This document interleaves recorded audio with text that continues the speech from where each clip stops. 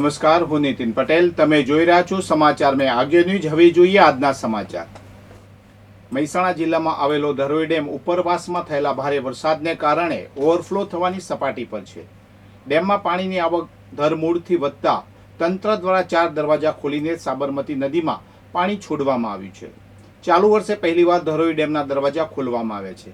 હાલ ડેમમાં પાણીની આવક 59,444 ક્યુસેક નોંધાઈ છે, જ્યારે તેમાંથી 58,880 ક્યુસેક પાણી સાબરમતી નદીમાં છોડવામાં આવી રહ્યું છે. પાણીનો સંગ્રહ 94.20% થતા અને પાણીની આવક સતત વધતી હોવાથી ડેમ ઓવરફ્લો થવાની શક્યતા છે. છેલ્લા 24 કલાકમાં મહેસાણા જિલ્લામાં સારો વરસાદ નોંધાયો છે, જેમાં સૌથી વધુ વરસાદ સતલાસણા તાલુકામાં થયો છે.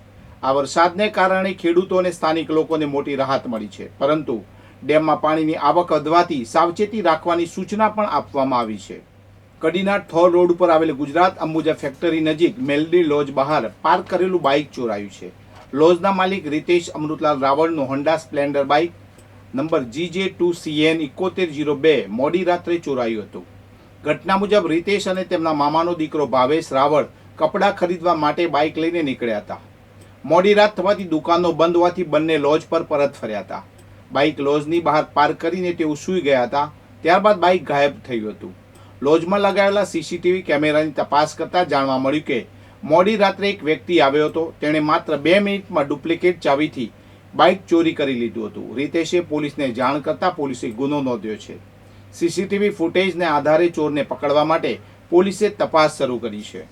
અમદાવાદ ખાતેના ખોડલધામ ગ્રાઉન્ડ ખાતે આગામી 25 ઓગસ્ટના રોજ વિકાસ કામોના લોકાર્પણ અને ખાતમુહૂર્ત કાર્યક્રમમાં મુખ્ય અતિથિ તરીકે વડાપ્રધાન ઉપસ્થિત રહેનાર છે.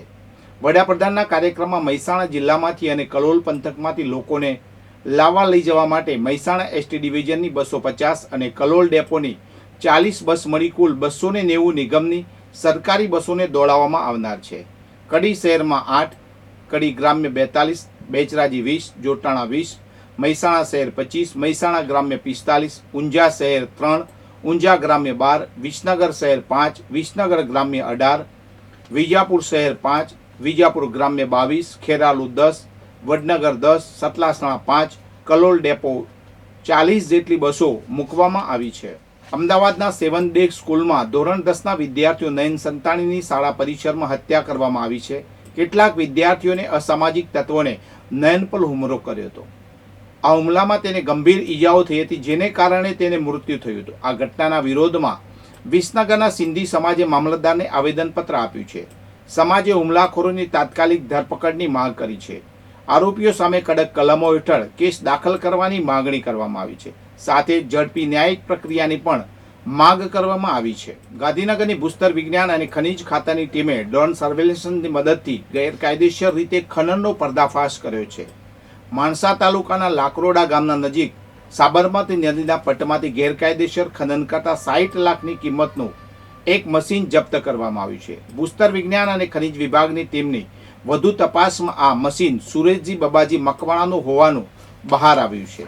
જે મશીન પીપળજ ચેકપોસ્ટ ખાતે સીઝ કરીને રાખવામાં આવ્યું છે. ભૂસ્તર શાસ્ત્રી કચેરી દ્વારા ગેરકાયદેસર ખોદકામ કરાયેલી રેતીના જથ્થાની માપણી કરીને દંડ વસૂલવાની કાર્યવાહી પણ હાથ ધરવામાં આવશે.